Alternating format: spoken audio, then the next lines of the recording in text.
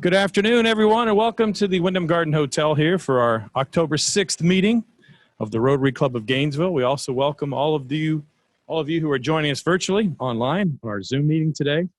My name is Tom Collette, your Sergeant at Arms for this Rotary year. Officially welcome you to our meeting today. If you are a guest or a visiting Rotarian online, please identify yourself in chat so we can recognize you later in the program. If you're watching this after the fact on YouTube, register your participation by sending an email to info@rotarygainesville.org. We begin our meeting today, as we do every meeting, with a song and the Pledge of Allegiance. And here to do the honors today, please welcome back from an extended absence, Pete and Wall.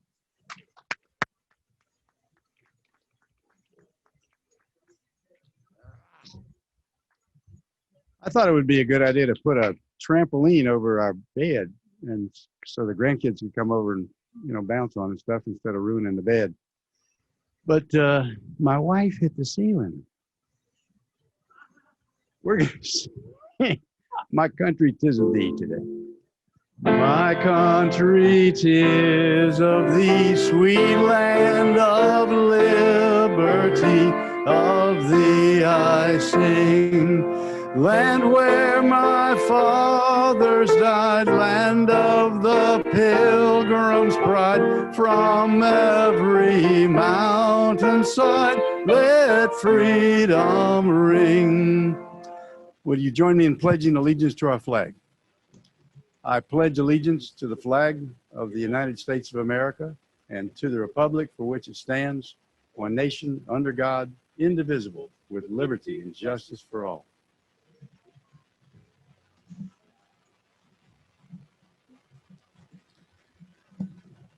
Before I have Ian bring today's invocation,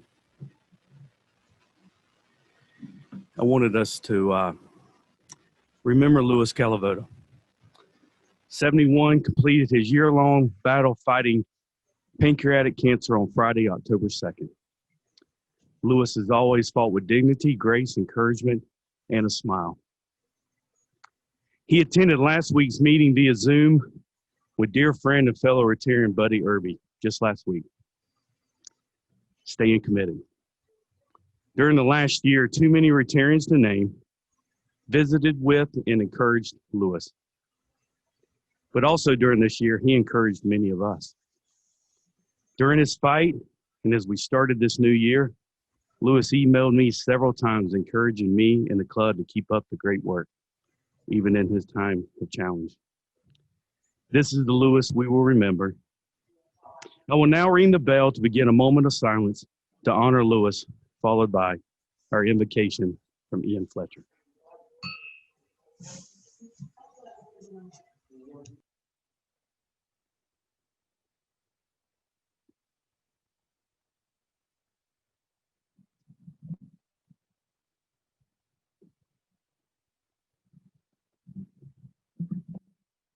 Let us pray. O thou most beautiful one, we have lost a trailblazer from our midst, a Rotarian that lived Rotary's four-way test daily. We pray that Louis rest in peace and that his sons, daughter, and wife Carol be granted the peace that surpasses all understanding. Let there be comfort for family and friends. We continue to pray for all those with COVID-19 and that they will recover. We pray for deliverance and remain faithful for a vaccine. As we continue this journey, we seek you for answers to our questions and hope for tomorrow. We seek your guidance in this meeting and for you to increase us in wisdom and knowledge. Amen.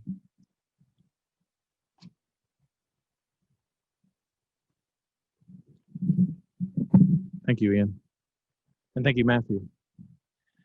If you have a guest, please remain standing because Don Bugos has a wireless mic. He'll bring that around if you have a guest with you here today. Anybody with a guest? We do have Mark Landman, I just saw, joining us virtually as a guest. Welcome, Mark. Anyone else? Okay. Oh, right up front. I'm sorry. Right in front of where I was. Here comes Don. Thank you. I'm here with Chad King. I'm a guest. This is my second time here, third meeting, one was Thursday. Thank y'all for having me. Welcome. My name is Cooper McCormick. Thank y'all. And this is the first Tuesday in October, so it is time to recognize our Rotarians who celebrate birthdays in this month. If you're here, bring $1 up. We'll start first with Davis Rembert, Al Alsobrook, Chester Chance, Dalton Birch, Paul Clayton, Wynn Phillips, Bob Franks, Tom Cousins, Marty Meisner, Kathy Pierce, David Nicholson, Brian Kramer, Danny Gilliland, Scott Schroeder, David Chadwick, Matt Marino, Bill Cervone, Rogers Bartley, Jay Hutto, Pete Anwall. Come back up, Pete, with that dollar bill. Dink Henderson, Brandon Morris, Rusty Dougherty, John Pastore, Guillermo Diaz, Tom Spain, Mike Connor, Julie Waldman, Michelle Farkas, and Toby Monaco. And if Pete can make his way back up to lead us in happy birthday, I would greatly appreciate it. One more chance at the podium for you today, Pete.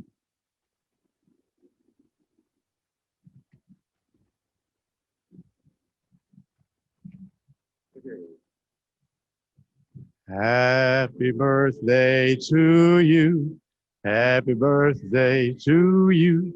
Happy birthday, fellow Rotarians. Happy birthday to you. And as Charlie would say, and many more. Thanks, Pete.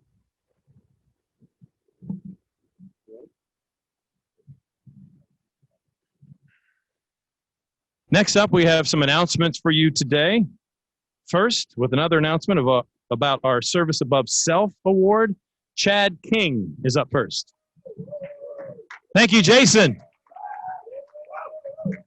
Thank you all so much. I really appreciate it. Hey, the Service Above Self Award, the last day for nominations is November 1st. We have a number of nominations. I would love to get a few more so that the committee and I have more to review. So November 1st, if you have a nomination for Service Above Self, please send it to me. Thank you. Where's his exit applause, Jason? Done. Also today in person, Bob Mounts. Come on up and make your announcement. Actually, I'm on Zoom. I can't quite Oh, come you on. told me we're going to be here in person, Bob. We miss you. No, I said I'm coming on Zoom like I always do in my bubble.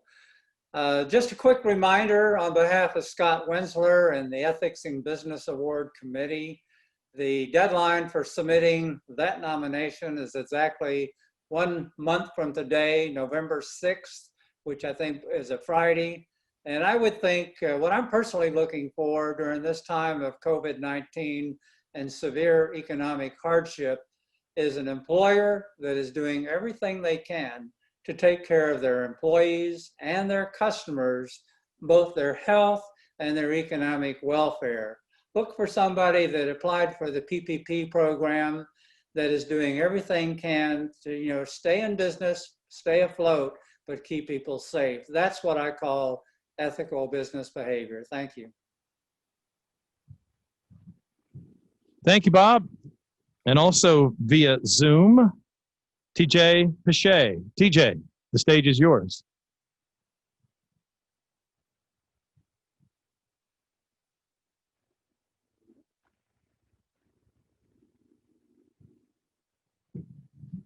Well, I guess his bubble was burst. One person laughed. I feel like Johnny Carson explaining a joke. Now it's time for remarks from your president. Please welcome to the podium, Matthew Brady.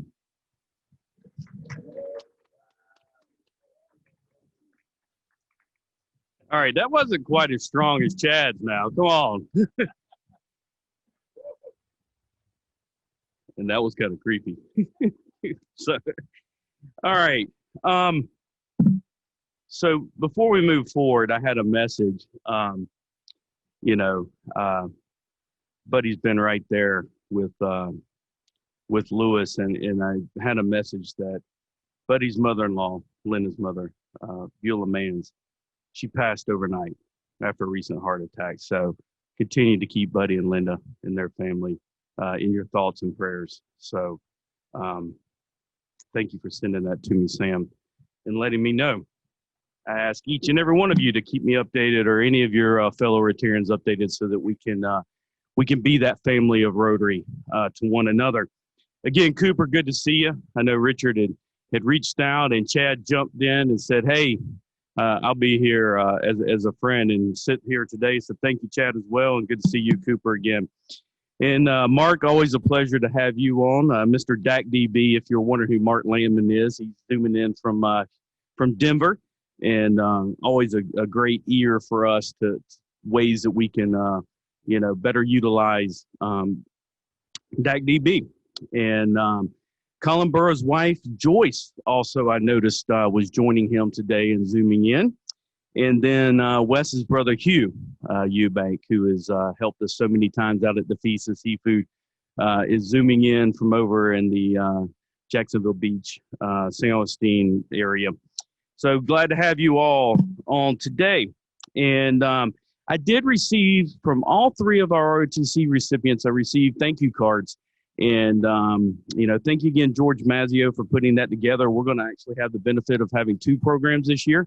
And so what I'll do is, instead of reading, I'll scan those in and send them out to membership so you all can see the well-written and sincere gratitude from those ROTC recipients of the Rotary Award. And like to send that out. October in Rotary is Economic and Community Development Month. And so stay tuned for speakers and activities related to that theme. We've got some good speakers lined up just as today. Also, October 24th, later this month, is World Polio Day, something very meaningful to our organization. Stay tuned for an exciting announcement in a couple of weeks regarding that. You'll want to be here or Zoom in and see that information with regards to World Polio Day. So with exciting speakers in mind, I will now ask Susan Crowley to introduce today's speaker. Thank you. All right. You're hearing me, I hope? Okay, good. I'm so pleased today to introduce our speaker, Dr. Michael Lizardo. When it became clear in the spring that the University of Florida would need to devise a COVID-19 response plan immediately in order to help prevent the spread of the virus on campus, Dr. Lauzardo was asked to serve.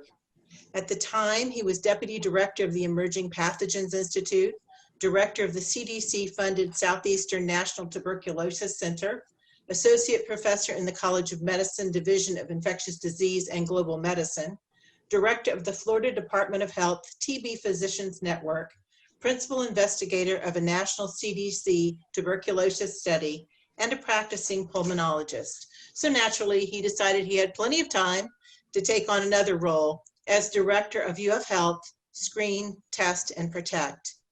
Dr. Lauzardo shares that it has been the privilege of his career to employ his expertise in infectious disease, epidemiology, and contact investigations to further serve his community in a time of uncertainty. Today, he will be giving us an update on the COVID pandemic and what the future may look like. Dr. Lauzardo. Great. Thank you so much, Susan, for that very kind introduction. And I'm going to go ahead and share my screen. And if you'll just bear with me for 1 second, I'll get it started up here. Well, all right. Well, thank you. Thought I got it at the beginning. Hold on 1 second. All right, there you go. You've just had the whole talk, so we're done. All right.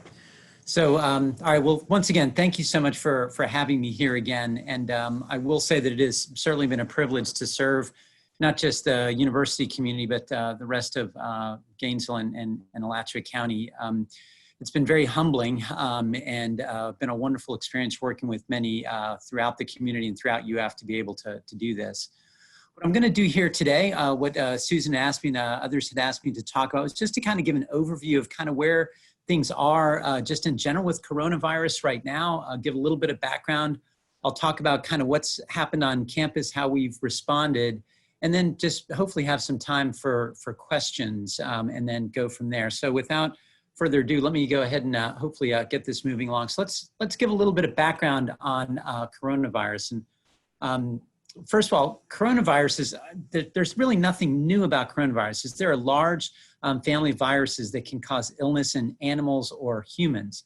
And they've been around for a long, long, long time. And we've known that they've caused human illness for a long time.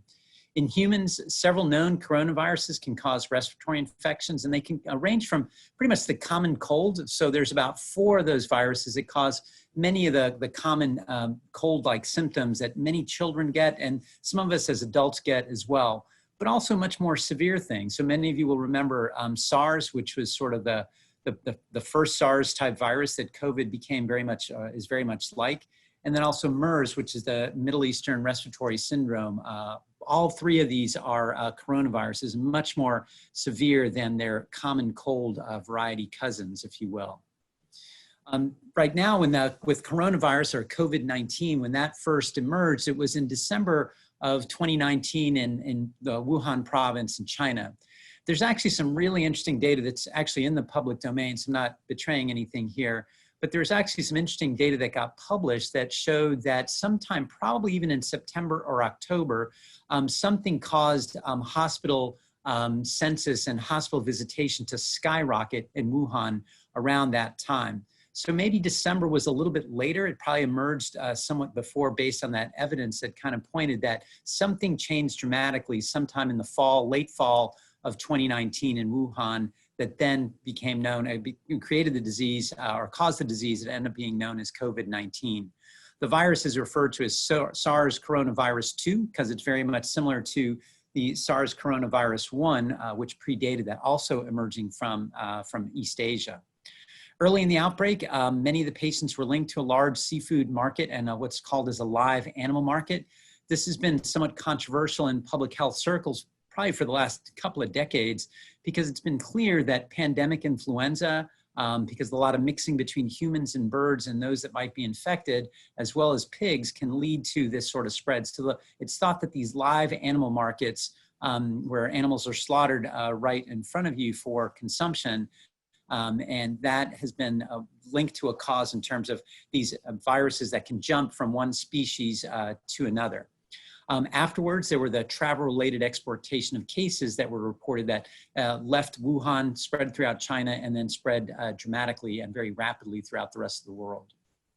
All right, let's talk a little bit about COVID-19 transmission and spread. So the primary transmission of COVID-19 is from person to person through respiratory droplets and aerosol. It is my opinion as a pulmonologist and someone who's worked with tuberculosis, which is an aerosol spread bacteria, technically a mycobacteria, but it's spread very much the same way. And it is my opinion that aerosol is probably the predominant way in which this is spread. Official guidance in science is that it's respiratory droplets and not aerosol. So what do I mean with the difference there? So droplets are going to be that, for example, despite the fact that I like to think that I don't spit when I speak, when I look at the desk in front of me, I can clearly see that there are little droplets in front of me, and that's only coming from me. Those are respiratory droplets that travel, as we say, ballistically, right? They get shot out and they arc as gravity pulls them down and then land. Aerosol is what I'm also generating as I speak. If I sing, which I dare not do in public, and then or cough or anything that's going to generate more force is going to create even more of an aerosol. In that aerosol are things that are called droplet nuclei. Okay, so different from respiratory droplets, these are droplet nuclei, which are really small. You can't really see them. But if you hold a mirror or glass up to your face where you're breathing, you can just see that you fog it up. Well, when you fog that up, that mist, that what's contained in there are going to be these respiratory or these droplet nuclei. Those droplet nuclei don't travel in an arc. They don't travel ballistically. They just kind of float in the air. And that's kind of the aerosol spread that can occur almost exclusively or pretty much exclusively indoors. And that's why some of the guidance has kind of not really been changing, but that's why we have the recommendations that we do. So for example, we do know that it can spread by touch. And that's by someone coughs into their hand, you shake their hand, then you touch your eyes or your nose or your mouth, then you can get it that way. Or if you touch things that are contaminated, some surfaces that are contaminated, and then touch your eyes, your mouth, or your nose, and then you get infected that way. even though that was thought to be the primary mode initially, it's really not. It's still important. I wash my hands constantly throughout the day, and my hands are chafed because of trying to be extra careful.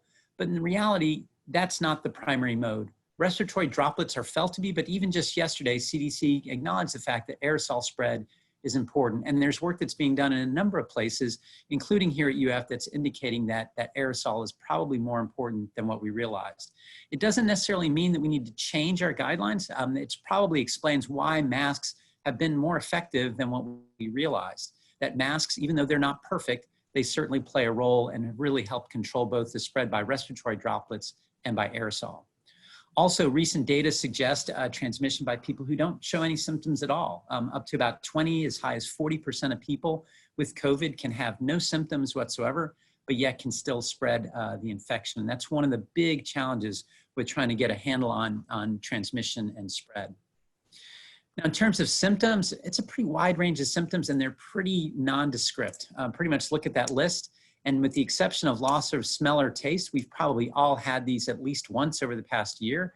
Certainly over the course of our life, we've all had those except for loss of smell or taste. And that's turning out to be a fairly specific symptom that is linked to COVID. Not everybody has it, but if that is identified in the face of community-based spread, it's almost certain that the patient or the individual has COVID infection. When you look at the bottom, the estimated incubation period of 2 to 14 days, that's one of the big frustrations that we have is that, for example, you can get exposed to me today if I have COVID and develop disease. Today's Tuesday, so by Thursday, but you can also get it 2 weeks from now. And so predicting who that person might be is unclear. So for us, from a practical standpoint, let's say someone gets exposed and they say, look, I was exposed to my brother who was visiting, he's got COVID, and he was here over the weekend 4 days ago. I want to get tested. So we test them, and if they're negative, they could still turn positive on day 5 or day 7 or day 9 or day 14 even for that matter. So that wide period is why we have to have quarantine periods for up to 2 weeks longer. And even though we try to test contacts to cases because we want to identify more cases, it's not a pass to get out of quarantine sooner. So that's something that's a challenge for us to communicate because it seems counterintuitive, goes against logic, but it's just because that long incubation period or wide range of incubation period that makes it somewhat difficult. In terms of what's happened, this is kind of a good graphic of what was found in China. And even though I'm not completely confident in a lot of the data that comes out of China, this that I'm presenting here is pretty representative of what's been found in Europe and in North America and other parts of the world in terms of symptoms. Overall, when you look at an overall population with a wide distribution of ages, you'll see that about over 80% of people have pretty mild disease. In fact, many of them are not even going to have symptoms. It's about less than about 15% or lower. In this example from China, is 13.8% have severe disease requiring hospitalization. And about a third of those who get hospitalized end up in critical condition. Again, that's going to vary a lot. You're not going to see this on, say, the University of Florida campus with a very young overall age group, but you may see this in retirement communities, or you may see this in the general community, but more skewed towards severe illness because there's a real clear link between severity of illness and age. And in addition, there are other risk factors that I'll talk about here in a moment.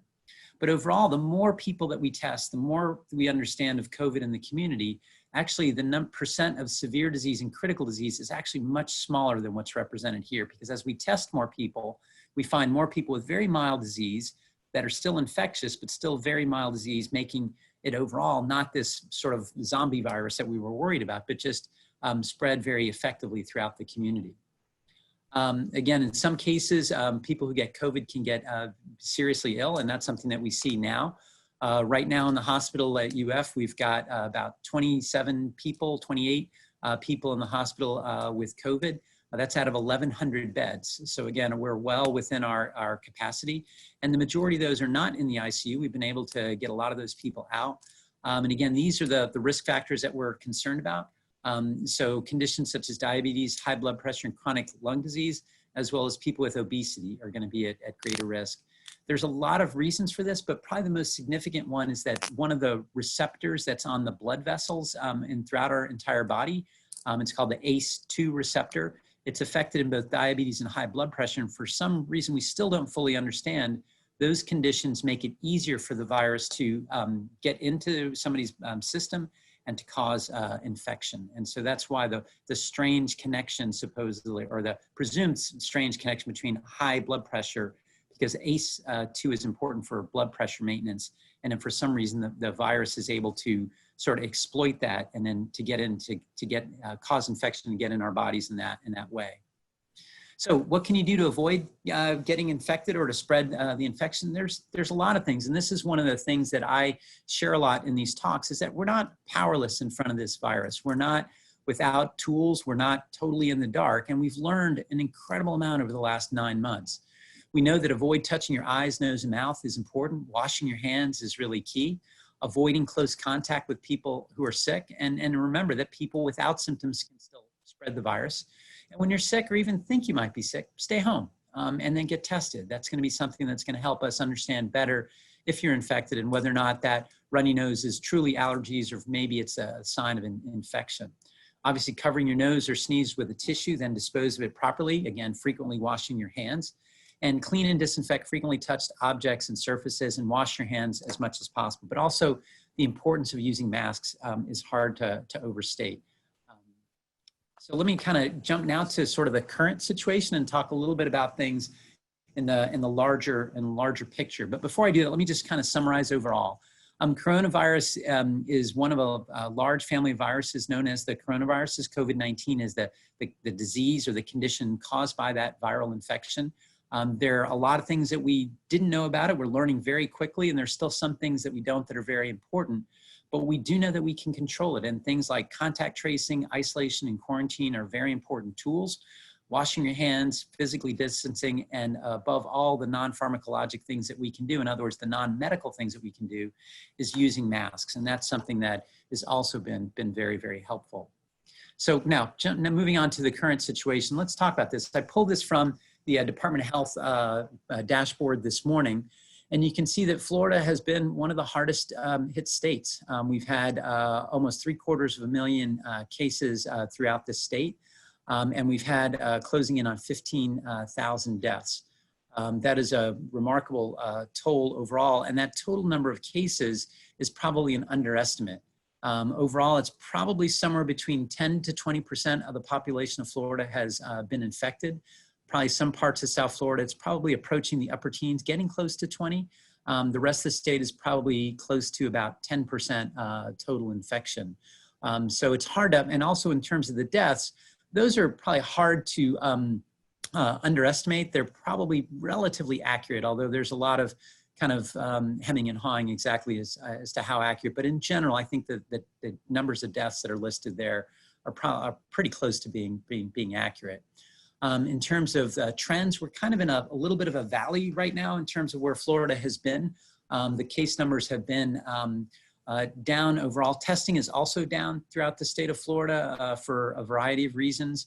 But right now, we're averaging about 2,000 cases a day throughout the state, and that's been inching up ever so slowly here. Alachua County has done well. We've got roughly about almost just shy of 8,600 cases. We've had 63 deaths in Alachua County. The majority of those have been with, well, the largest single group of those have been amongst long-term care facilities. Our death rate has actually been lower, and our long-term care death rate has been lower, largely because the local health department under Paul Myers really instituted screening at nursing homes very early on and testing of asymptomatic workers and really identifying them and sort of changing kind of the business model that they had in terms of how staffing was performed. And I think that was a very key part of our lower death rate here in Alachua County. And I think hats off to Paul and his leadership in that area.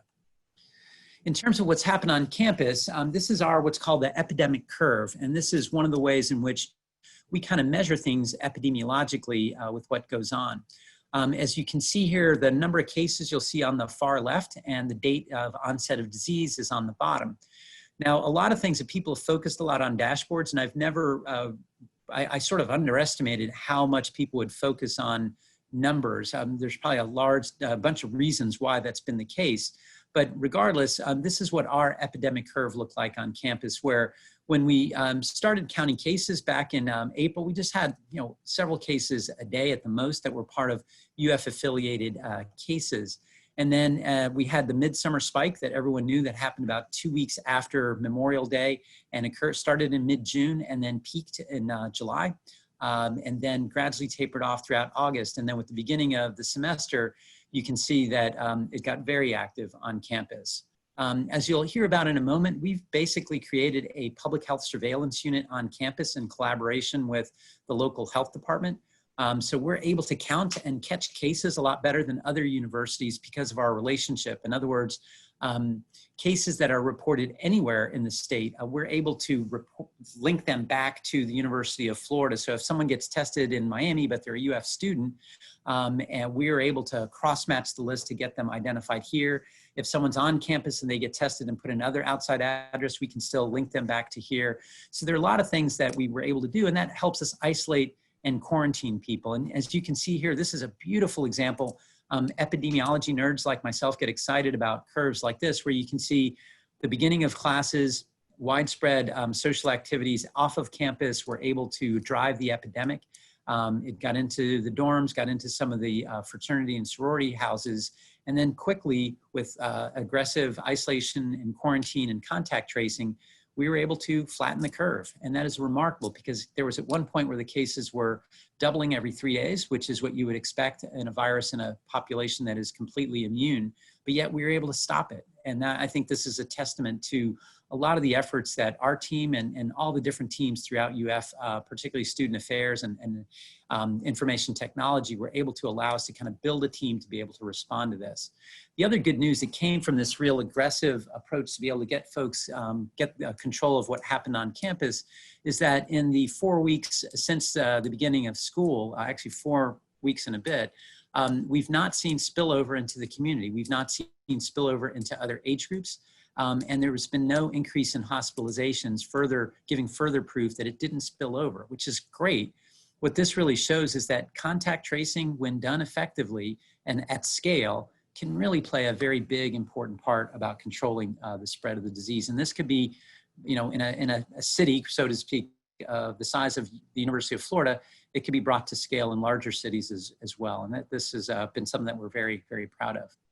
You can see here our testing data. One of the things that we did with school is that we really increased the testing and we really went to where the cases were. The gray line that you see kind of squiggling over the top is the percent positives, and that peaked around September 11th and September 12th when we had the highest number of positives and the highest number of tests that we were doing at the time. And then that gradually decreased as we got control of the epidemic. So again, I think you have this big outbreak, you control it, and then kind of move forward. So this has been something that just shows the effectiveness where you can get the infection introduced in large numbers, certain behaviors will drive it, you can respond to it, and then bring it back down pretty quickly. Now, a couple things that I'll talk about is that we've really scaled up testing. And one of the ways in which we were able to do that, despite some national shortages and difficulties in getting PCR testing, which is the gold standard, up and running and moving, is that we did something called pool testing. And so pool testing is basically where you have a certain number of chemicals to be able to do the tests. But instead of doing one set of chemicals for each test, these tests are so sensitive, you can pool a bunch of them together. So as you can see from the cartoon, let's say one student out of 35 is infected. We can break that up into 7 tests pooled at 1 to 5, just randomly put 5 together in a group and then test them. That group on your right of the screen will show that one of those 5 is positive. All 5 of those will list as positive. You then go do 5 individual tests, and then you can find which was the one that was positive. In the meantime, you've saved a lot of cost and enzymes or the chemicals needed to do the reaction, and that makes a real big difference. And you can see in the bottom left, you do 12 tests instead of 35. So this is one way in which we've been able to pioneer and kind of move forward. The group at Stanford and Nebraska started this, and then we, the group at UF Pathology led by Mike Salzer, when he was chair of the department up until just in July, under his leadership, we were able to really implement pooling, and that really made a big difference, allowed us to scale up testing in a big way. With Dr. Jennifer Hunt's arrival at UF Pathology as the chair, we haven't missed a beat. In fact, she's really done incredible bunch of innovative things as well that's allowed us to really scale up testing some more. And we'll talk more about that in a moment. So where do we think the epidemic is headed? And this is something I'm always kind of apprehensive about. Excuse me. And so I always try to hide my sneeze. If I sneeze from allergies, everyone's going to kind of back up and think I've got COVID. But anyway, so where do we think the epidemic is headed? So this is one of the sort of roles that I really didn't fully expect, was that how much sort of soothsaying or sort of predicting the future I was going to be asked to do. And it's understandable. So let me just kind of give how we kind of get to some of those conclusions. Much of what we know about SARS-CoV-2 or COVID-19, we've learned from influenza, or we apply what we know from influenza to COVID. That's not necessarily an accurate piece, but there are some important similarities. So in other words, when you get a pandemic influenza, so in other words, a mutation in the flu that none of us are really immune to, then that's going to spread in a way very similar to how COVID has been spreading. And that gives you an idea that we're kind of all susceptible on a worldwide basis, and then it gives you an idea of how it's going to move. The other thing is that SARS-CoV-2 or COVID-19 is spread predominantly through the respiratory route, and it says large droplets, but also aerosol probably plays a significant role too. And there's also asymptomatic spread. Most of us don't appreciate the fact, but probably about 10%, maybe 5 to 10% of people that have influenza can spread it and not have any symptoms. So again, you have a lot of similarities with COVID. And so CIDRAP is the Center for Infectious Disease Research and Policy out of the University of Minnesota. And many people look to some of the scenarios that they've put forward as far as like what the future may hold. And also bear in mind, these scenarios are not data, they're not proof. These are just best guesses as to what we can expect to see. So in these three scenarios I'm going to show you, these are all kind of based on mathematical models and what's happened in the past, what could happen in the future, and to kind of give us an idea of planning. In scenario one that I've got shown here, you've got sort of this jagged sort of sawtooth pattern that kind of goes up and down, peaks and valleys all throughout. That's began in the spring, and then it's going to be followed by a lot of series of smaller waves until it sort of peters out sometime in 2021. It depends. It's going to vary geographically, depends on where you are, depends on when it is.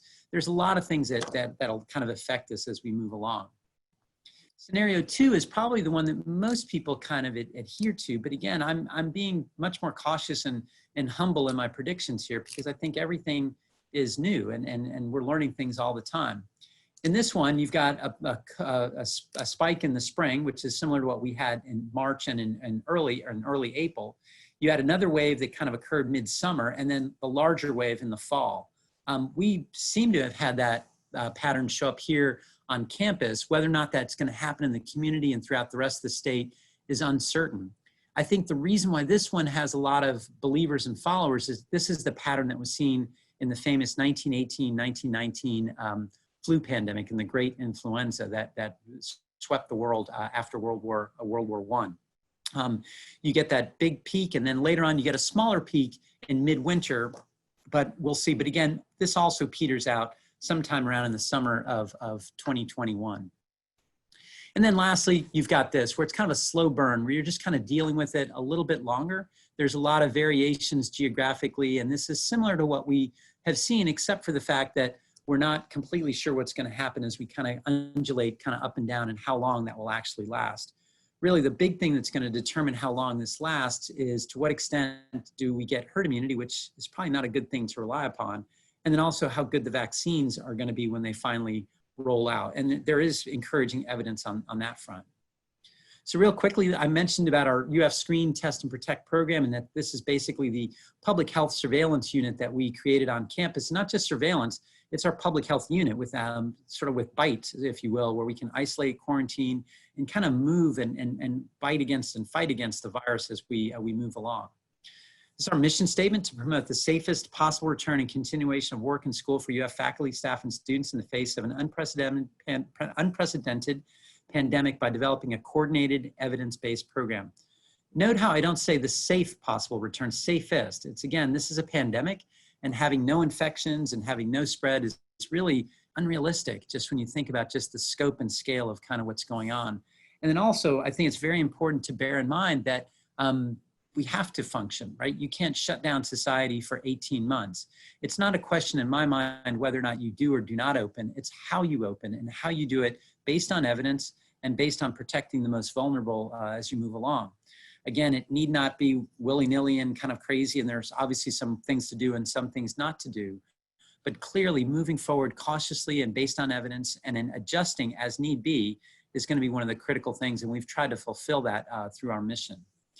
So what have we done throughout this? Really, it started out as a return to campus initiative, but bear in mind that even during the earliest spike and throughout the summer, there were 22,000 people that never left campus. So in other words, essential workers to keep the university functioning, and all the healthcare workers really didn't go anywhere. We continue to work throughout all of this.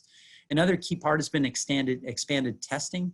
You've heard a lot of the limitations with testing that have gone on nationally and throughout the state. We've really kind of gone the extra mile to increase testing. And in fact, until just recently, we're doing about 10% of testing throughout the state right now. And this has, I think, helped us to really get a handle on what's going on here initially, and then also helps us keep our mortality rates low. It's just really been a big, big help. Contact tracing and disease investigation has been a critical piece of what we do. It sometimes seems like, how does it really work? And it seems so intrusive, but just bear in mind that every infectious disease that we've been able to control, we've been able to do it initially from contact tracing and disease investigation. The disease that I work in primarily in tuberculosis when not dealing with pandemics has been controlled largely by contact tracing and disease investigation, by putting people on prevention when that's available and kind of keeping them out of circulation when they're infectious are key steps that have really played a big role. A lot of the negative press that contact tracing has gotten is because it really was never scaled up and we never really committed to it. But as you can see from the graph that we showed, when you commit to it on a smaller scale and you have the ability to scale up, the impact is huge. Again, all the different pieces of isolation and quarantine, both on and off campus. We had some quarantine facilities on campus. We have up to 400 rooms, and we can flex up to much greater than that if need be to isolate and quarantine those students who live on campus. We clear staff and faculty to get them back to work after an illness or an exposure.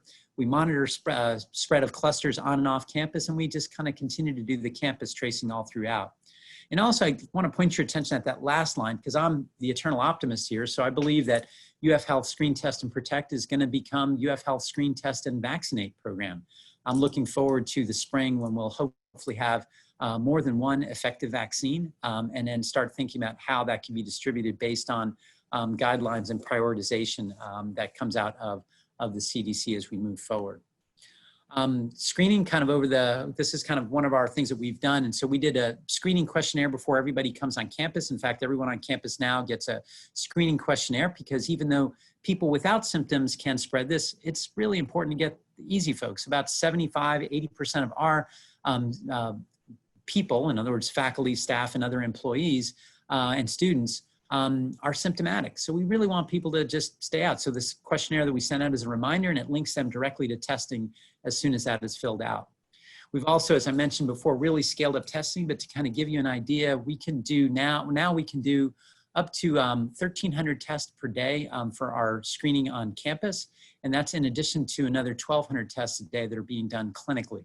So we've got a huge amount of capacity, and that capacity is continuing to grow. And with pooling, we can even go beyond that as well as needed to really get a handle on kind of when outbreaks occur and be able to prevent outbreaks from happening in the first place. This little cartoon, I think, is instructive of kind of how contact tracing works, is that most people don't realize that even in a household, only about 20% of household contacts are going to develop COVID infection after being exposed to a household member with COVID themselves. And so with that, we know that we can catch things quicker, get those contacts identified before they start to show symptoms, and protect those who've not been infected yet. And this has been a tried and true method that certainly does have its impact. And then we continually do seek to protect. So through this program, we're doing monitoring and ongoing surveillance on campus. And there's a number of innovative things that we've put into place. So one thing, believe it or not, is that we're actually in the sewers. Yep, we're going in the sewers. So these PCR tests that really detect COVID are very, very sensitive. And they allow us to go into the sewers and test sewers, sewer drainage or the wastewater that comes from specific buildings on campus. If we find that it's positive, we can then go in there and test everybody to see if we can find any of the cases that might have been responsible. It's a really interesting way in how other diseases have been controlled by using wastewater surveillance as part of it.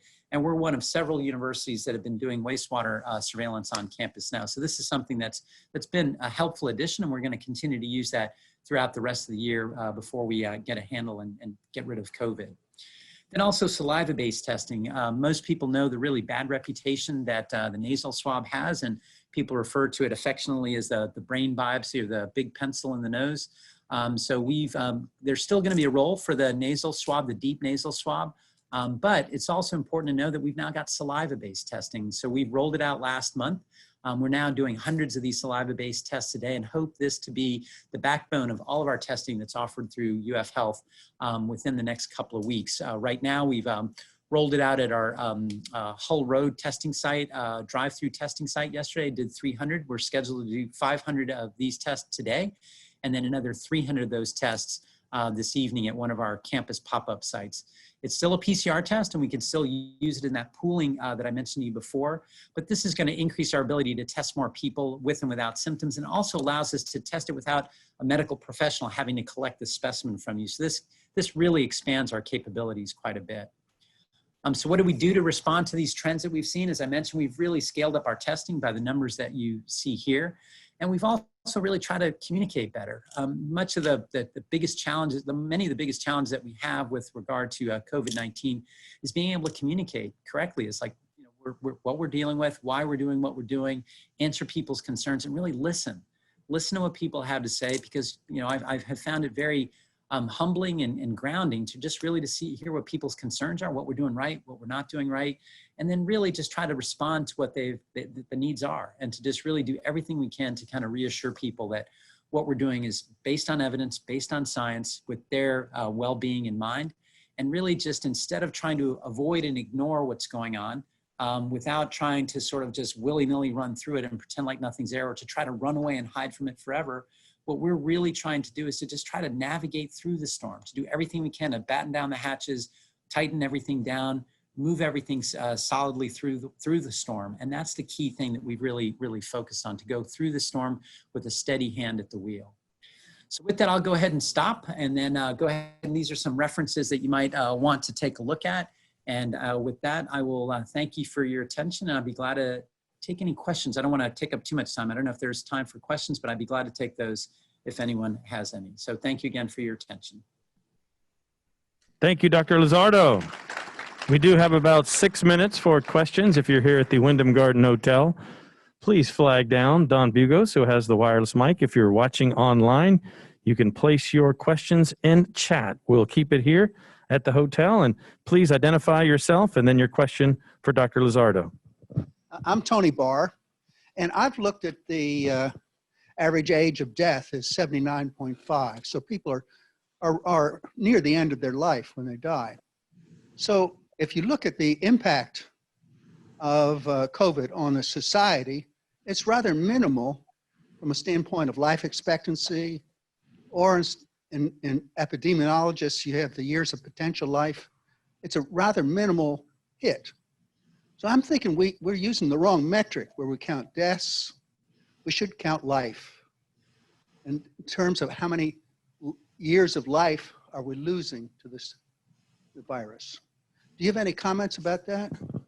Yeah, I think that's a very good and important point. I mean, I think there are a lot of different ways to kind of measure what the impact is. And in fact, there's actually, the WHO has a metric related to that is looked at. I think that the average age of death, I've got to look and see what that is recently. Initially, that was the case when a lot of nursing home deaths were kind of driving what's been going on. But now the average age of death has actually gone down, even though the survival is better for people that go into the hospital and are in the ICU. So you bring up a good point. I think that's an important kind of measure to look at it, because there are, and to quote Harry Truman, there are lies, damn lies, and statistics, right? So it just depends on how you can kind of twist it to tell a story. But I think that was Mark Twain. What's that? Mark Twain said that. Mark Twain said that. All right, so maybe it was Truman quoting Mark Twain, but I'll go with that. So I think that sounds more like a Mark Twain quote to me than a Truman one, but I'll stand corrected. But I think it's an important point.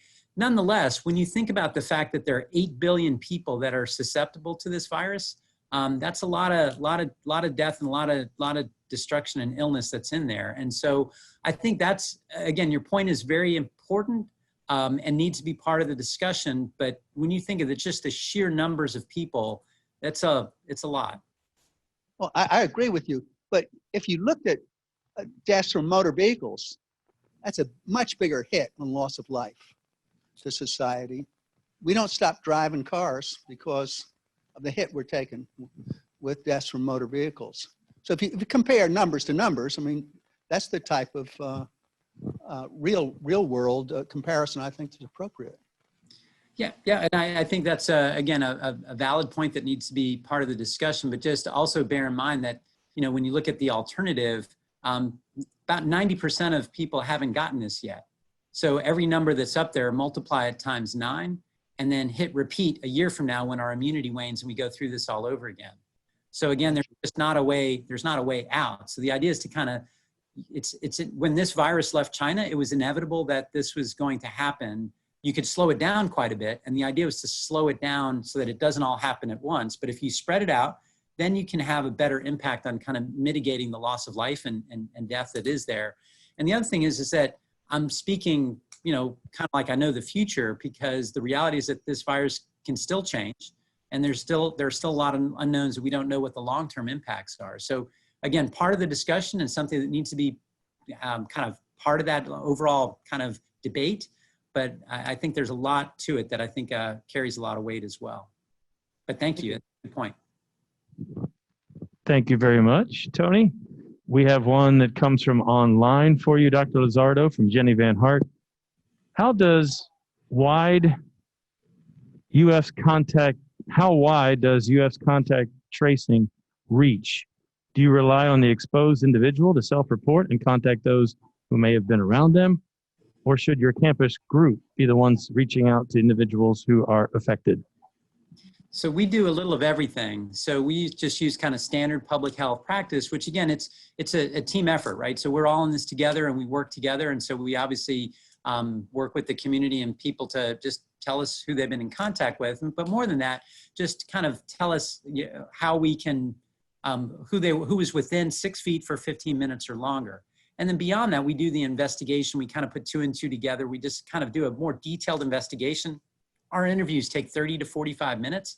And with that, we can get a lot of information to better understand kind of what's happening. People do self-report. We do pick up the test by test that we do, but more importantly, it's by what's officially reported to us from the laboratories. We reach out, and I will tell you that our loss to follow-up rate is only 14%. So it's only 14% of people do not give us all the information that we asked about and give us kind of information that we can use and then complete the 10 to 14 day follow-up afterwards. So that's remarkably good. And I think it's part of how you sell it and kind of package it. It's like, hey, we're doing this for all of us. We're all in this together. It's not punitive. It's not sort of a punishment. You didn't do anything wrong by getting sick, and I'm not going to assume the worst in you. It's kind of like, in judgment, charity. So we just assume that people want to work with us and that they want to trust us and that we trust them. So we just kind of start at that point and find that even though we don't get everything, public health is in many ways like horseshoes and hand grenades. You just got to get close. In fact, there's some evidence that shows that even if you do contact tracing right about 20%, 40% of the time, you can still flatten the curve significantly, not as effectively as we've been able to, fortunately, but you can still have a big impact. And so again, you just got to get close. And the overwhelming majority of people, including 20-somethings, which are much maligned, but they have been wonderful, is just like every other age group. They've done their part. There's some outliers. Those are the ones that get in the news and make us all nervous. But most of them have been fantastic. And I've been so impressed with the university community and kind of what they've been willing to do. And also the Gainesville community. We live in a great place. I love it here. Let's go to one more question. Coming to you live, Dr. Lauzardo from the Wyndham Garden Hotel here. Doctor, there was early on in your presentation, there was a graph that reflected the mild cases, the percentage of mild cases, severe cases, and critical cases in Wuhan, China. Is there a graph that applies to our situation today? And more specifically, is there a graph for those over 65 that applies to our situation today? Yeah, I don't have it, but you bring up a good point. More or less, in general, our graph would look very similar to that in terms of when I say our, meaning Gainesville and Florida in general. I think with 65 and older, the majority of people with 65 and older have relatively mild disease as well. But then there is a kind of an inflection point that happens at about age 60 to 65, where the complications go way up. And it's partly because age is one thing, but also it's the greater likelihood of having diabetes or hypertension or other risk factors that make the complications more likely. So the majority of people who are 65 and older who get this do well, but the complications go way up at that point. But I will add a graph. I will look for one for you. That's a good point. I need to put something in to our experience that'll be specific to us.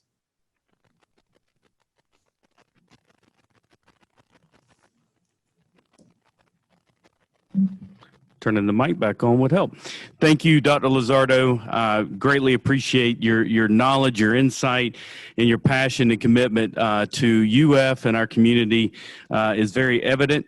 And much appreciated.